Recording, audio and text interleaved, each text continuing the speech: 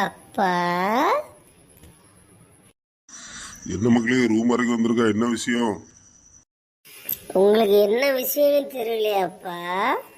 நீ பேசுறத பார்த்தா ஏதோ எனக்கு ஆப்போச்சு மாதிரில தெரியுது அம்மா. சாமி, எதா இருந்தாலும் கரெக்டா சொல்லு சாமி. ஒன்றும் இல்லைப்பா, டீ குடிச்சிங்களா? டீ எல்லாம் குடிச்சாச்சு, என்னன்னு சொல்லு. அப்பா, எனக்கு 10th ரிசல்ட்ல அப்பா உங்களுக்கு தெரியாதா? மறந்துட்டீங்களா? ஓ, சாரி மை டியர். எவ்வளோ மார்க் உனக்கு சொல்லு. அப்பா, நான் எவ்வளோ மார்க் எடுத்தாலும் எனக்கு வாங்கி தரேன்னு சொன்ன gift வாங்கி தரணும்ப்பா, கண்டிப்பா.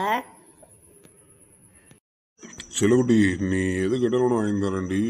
சரி, நீ கேளு முதல்ல, அப்புறமாவது மார்க் சொல்றியா? ஆல்ரெடி உங்ககிட்ட கேட்டதான்ப்பா, கண்டிப்பா வேணும்ப்பா.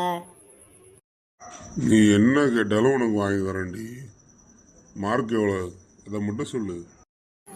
அப்பா, 382ப்பா. என்னடி சொல்ற? உன் அம்மாவுக்கு தெரியுமா? உங்கள்கிட்ட சொல்லணுதாப்பா முதல்ல உங்க ரூமுக்கே வந்தேன்.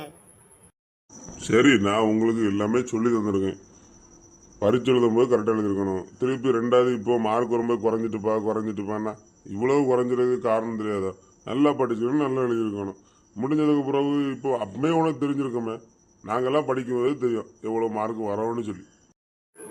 ஆமாப்பா, நான் படிச்ச கொஸ்டின் வரலப்பா.